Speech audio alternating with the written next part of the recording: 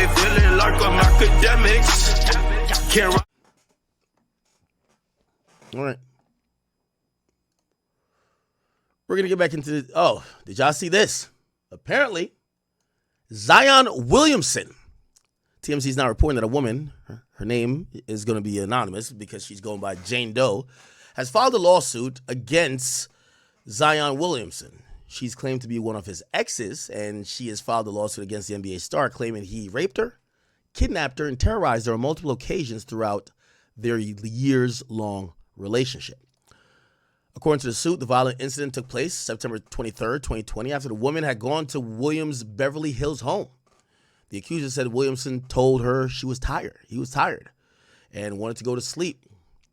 No, the accuser told Williamson she supposedly was tired and was trying to go to sleep, but he called her a stuck-up bitch and that she couldn't go to sleep without having sex with him.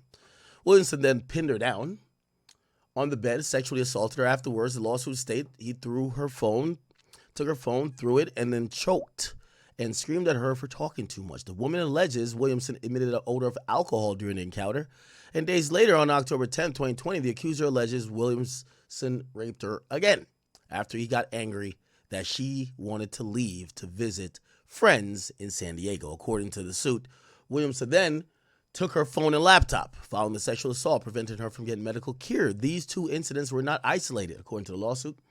Williamson continued to abuse, rape, assault, and batter the plaintiff in California and other states, including Louisiana, Texas, until the relationship ended in 2023. The lawsuit states Williamson strangled the woman with such force that she feared for her life and eventually lost consciousness multiple times between 2020 and 2023 in California and Louisiana. The woman also alleges that Williamson threatened to have a security guard shoot her in the head multiple times. She alleges Williamson threatened to have his security kill her parents as well. And during one 2022 incident in Louisiana, the lawsuit states Williamson pointed a loaded firearm at the woman's head, causing her to reasonably fear for her life. The accuser says in the suit that Williamson often kicked her with his feet and beat her with his hands. She claimed that the 24-year-old NBA star would force her to leave her apartment and intentionally imprison her in a car until he transported her to a different location. She said one time he tried to stop her from escaping the vehicle. He hit her in the head with the door, causing her to lose consciousness. Chat, the fallout of this Diddy stuff is that we're getting more and more anonymous complaints, accusations. And let me guess, the police was not contacted one time. Let me guess. He's probably been behind the scenes dealing with a demand letter asking for probably 8 figures or more. Let me guess. He told them I'm not paying nothing or won't pay the price that they ask. And now they're coming with that. Now, the person in question is a Jane Doe. We don't know who it is. I'm pretty sure a slight Googling, we'll be able to find who that is. There's confusion here, right? We're going to ask the same questions. You said he continued to rape you and you continued to go back. You said sometimes he would force you back, but then did you never go back willingly? You also said that the relationship concluded after all of these sexual assaults happened. So you basically continued in a relationship with a man that sexually assaulted you? And then let's keep adding on to it. So after the sexual assaults, you would then have consensual sex with him at different times?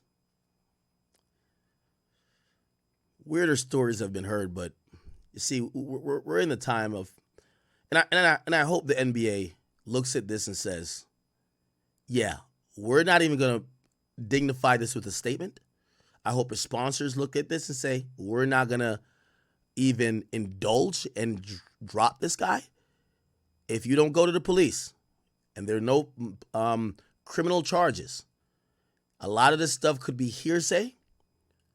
Shit, even if it was settled, rumors of settlement, or even if he ends up having to pay her money, it still don't even mean he did it. Because again, when it comes to civil suits, it's all about the money. So again, I look at this, I'm a little jaded now. I've seen it. Everybody supposedly, it appears that just having a penis is damn near, maybe fodder for civil cases. And for any real victims, I encourage you and I pray that you have the strength to go to the police, get it properly investigated. And I get it, maybe not all those things will result in a possibly conviction. But if you're in a situation with someone that is super rich, super wealthy, trying to get money from them doesn't punish them for what you claim they did to you. Okay? It only tries to enrich and fatten your pocket. If these people are doing these things, you should hold them accountable. Jay-Z's lawyer said that, and Jay-Z said it himself. Jay-Z said, if I did that, why the hell would y'all only be trying to pursue civil charges? Why would you not want to pursue this in a criminal level, right? So, I don't know. Like, at this point, I'm seeing this, and I'm like, I feel like I've seen this a million times. I feel like I've just seen this a million times.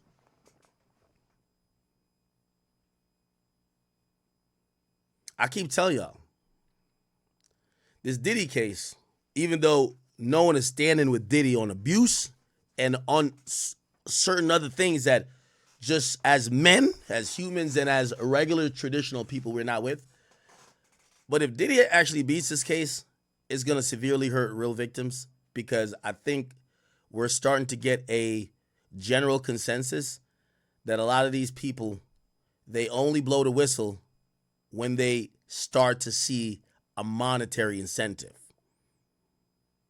They only blow the whistle, and blowing the whistle means a stick up for the cash. Okay? So these cries start to become a little hollow. And it's going to maybe devalue what maybe a real trauma victim of sexual assault really has to say. And maybe their claim doesn't go through for whatever reason, but we're going to look at them and just be like, yeah, we just see this bullshit all the time at this point. Unfortunately, half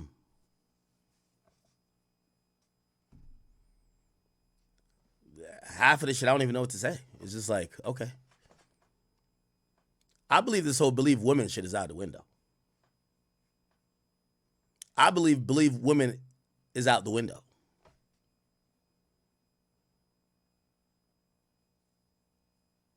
There's too much incentive. How To Man says, see what I'm saying? Niggas be over whooping with scallywags. Them hyenas make me uncomfortable. I ain't never a nigga that make money chasing women, but I see a lot of niggas get women chasing money.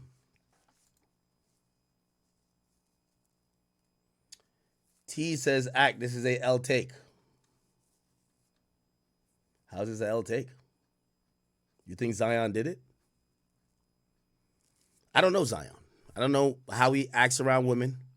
I'm just trying to tell you, currently, when I see things of this nature, I'm going to be honest with you. I'm in the wait and see crowd now. Like, oh, okay, wait and see. I'm only imploring the sponsors, don't abandon this man until you have some actual proof. Because it takes nothing, and there's no repercussion against a false allegation, against a complete smear campaign. And the way, unfortunately, right now, the new way to do a legal extortion is to make up an erroneous claim, tell the person, I'm going to go public unless you give me this much money. It's legal extortion. It's legal defamation. He has no legal recourse against this woman if she's completely lying. Hey, you just defamed my whole character. My whole reputation is now out the window.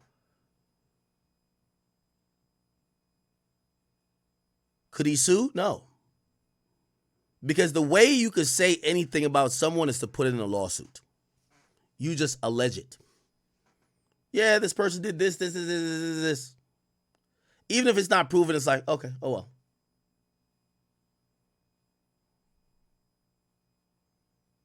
So, again, not to try to devalue certain particular, maybe true victims of these crimes. But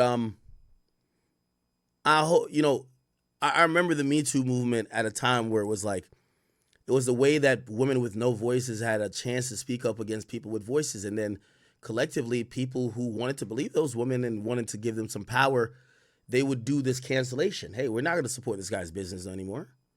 We're not going to support him for whatever. If he has sponsors, we're going to make sure the sponsors don't rock with him. These days, we don't know what's true and what's not.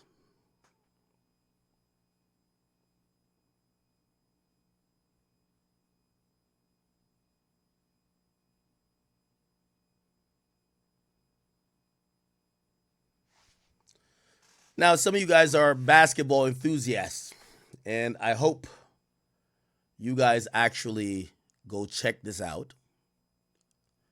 And when I mean check this out, maybe you can find the lady, and I'm not trying to dox her, but maybe if you guys know who this person is this an ex-girlfriend that's scoring? She got cut out of the picture? Oh, he just got a re-up. He moved on with a new girl. He left her for the side ting. He's no longer attracted to her. She cheated. He doesn't want to be with her anymore. How did the relationship end? She's only bringing this now. I mean, let's go back. She's talking about things that happened in 2020. She claims the relationship ended in 2023. She stayed with him 3 years after the rape. She considered that she was in a relationship with him 3 years after the sexual assault.